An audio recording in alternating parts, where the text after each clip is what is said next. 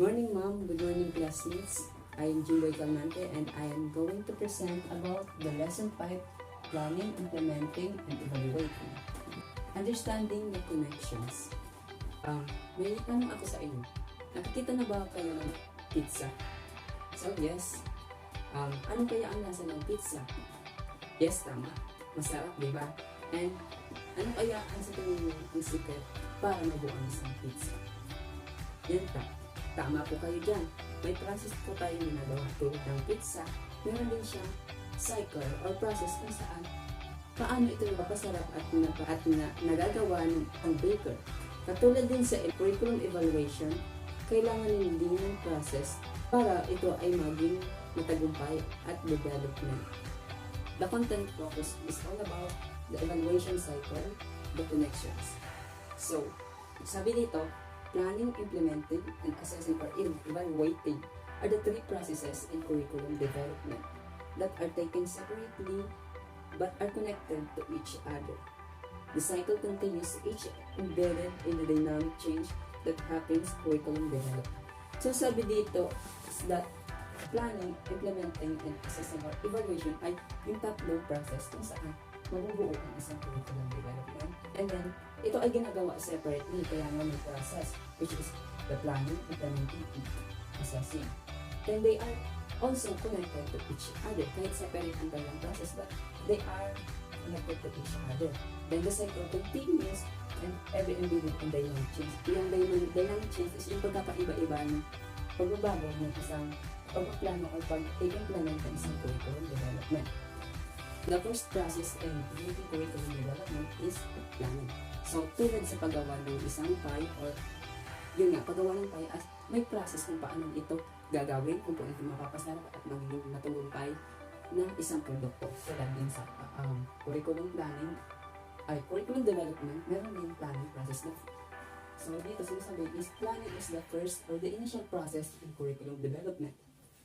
Dito sinasabi yung unang proseso talaga ng paggawa ng isang curriculum development. So the next bullet is, it includes determining the needs through an assessment. So naka-include dito yung mga needs na kailangan ma-determine ng isang curricularist or the curriculum maker through an assessment. So through assessment, then makikita or magagawa ng planning ng isang assessment. Then the next one, it would include the needs. Include those of the learners, the teachers, the community, and the society as these relate the curriculum. So, nakalagay dito sa planning yung mga needs na kailangan i-include ng mga learners, yung mag-aaral, kung ano ba ang kailangan ng mga learners. Example dito yung mga notes, yung books na kailangan ng estudyante, and the teachers, yung learning guides or learning materials na kailangan ng teacher, and the community and the society as sila ay relate sa curriculum. Siyempre, they are one of the stakeholder at bahagi sila ng curriculum development. Along the planning, the intended outcome should be smart. So, the outcome din ng planning na ito ay dapat smart. So, what is smart na sinasabi dito? Una, specific. Dapat ang curriculum na gusto mo i-implement or pinaplano mo ay dapat specific para hindi siya magulo na gawin at hindi mahirap gawin ng isang curricularist or the planner. Next, M, the measurable. Measurable kung saan kailangan mo ma-measure kung ano ba ang range ng or the length of the curriculum para ma-develop ito ng maayos.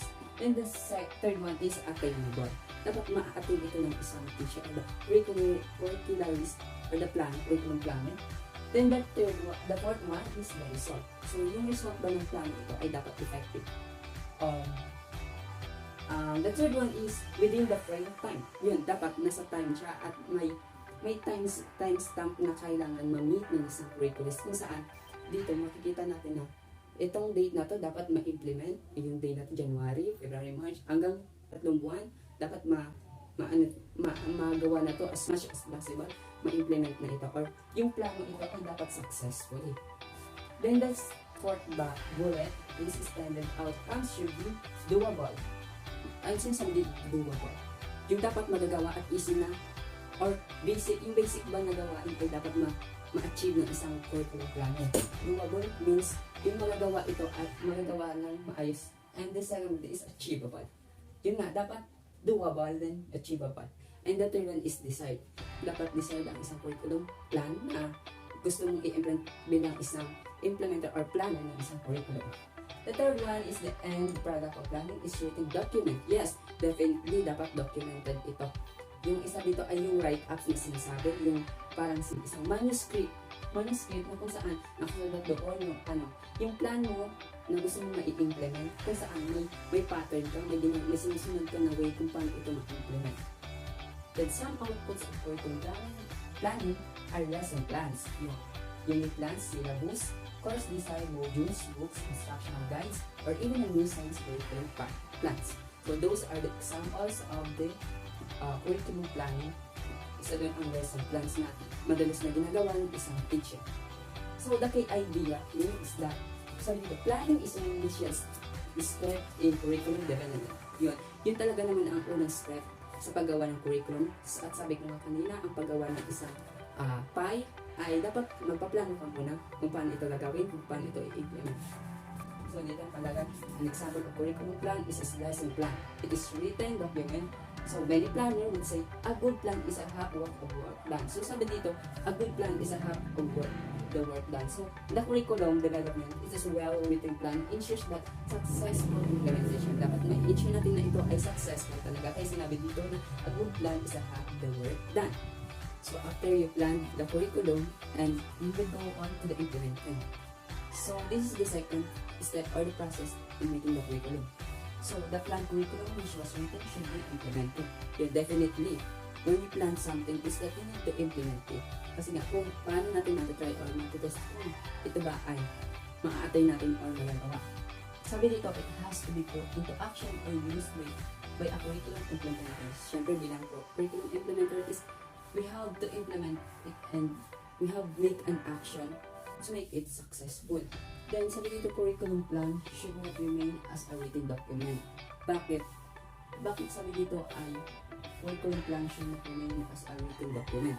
Kasi magiging useless lang siya kung hindi mo i-implement. Kung nakaplan ka lang or nakasulat lang sa isang notes at hindi mo i-implement is it will become useless. A curriculum planner can also be a curriculum implementer. Yes. When you are a curriculum implementer, curriculum planner is masasabi ka na isang curriculum implementer kasi hindi ka lang nag-plan and you implement it. In fact, a curriculum planner who implements the curriculum must have a full grasp of what is to be done. So, being a curriculum planner, you are a good implementer then, and sinasabi itong you have a full of grasp. Yung parang gamay mo na ang lahat or you have the right or have a potential para mabuo ang isang curriculum. With a written curriculum plan, a teacher can execute this with the help of instructional materials, equipments, resources, materials, and enough time. Yun. Those are the aids that the curriculum planner or the curriculum implementer must have. Through those instructional materials and equipments is mapapadali ang kanilang pag-implement ng isang curriculum. So sabi naman dito, the third one is that curriculum implementer must also see to it that the plan which serves as a guide is executed correctly. So since you have a manuscript or the written document, is that will serve as your guide para ma-execute mo ito ng tama. So the skill and ability of the teacher to impart the guide learning are necessary in implementation. So bilang curriculum planner, you have a ability para ma-impart mo yung knowledge and then maging guide din ito sa mga curriculum na gusto mong i-implement bilang isang curriculum planner or implement. So sabi din dito, it is necessary that the end of the view, the intended outcomes be achieved in the implementation. So it is necessary din daw na sa end of your planning is that may outcomes kang magagawa. So this is the key idea in implementing the curriculum. So sabi dito, implementation continues after planning. Definitely, when you plan, then you must have or you should have to implement it. So since the curriculum has already implemented, we will go to evaluate it. So kagaya ng isang pizza, once a baker already implement or make their process or the product, then they must have to evaluate. In a way that they will taste it if ang kanilang product ay masarap ba at may lasa. Katulad din sa curriculum. So sabi dito, curriculum evaluation as the big idea we follow evaluation. Models which can be used for programs and projects. So when we use for assessment of learning, which also evaluation, more attention is given to levels to assessment for the levels of learning outcomes as defined by Department of Education. So the use of description for this proficiency, the learner is described with the qualified values of the weighted test scores and interval scales. So dito sa evaluating the curriculum is that matitest natin kung gaano ba successful ang isang curriculum na plinano natin at in-implement natin. The idea here is evaluation follows implementation. So, ganun nga, yung unang process natin is to plan, then we must have to implement it. Then after implementation, we will have to evaluate it. Finally, the pie. So, ito yung pie. The cyclical flow of the three process in curriculum development is very easy to remember and follow. As a curricularist, this guiding ideas clarifies our understandings that one cannot assess what was taught nor implement was not planned. So, nabuo na ang pie na sinasabi dito. So, ito yung cyclical process yung tatlo, which is the planning, implementing, and evaluating the curriculum. So, sabi dito is that as a curricularist, these guiding ideas may help or clarifies our understanding. One cannot assess what was not taught. Hindi siya ma-assess kung hindi ito naturo. Then, nor implementation, what was not taught. We need to implement it, and for us to have a successful implementation of the curriculum. So sabi dito, plan, then implement, then evaluate, and the next cycle begins.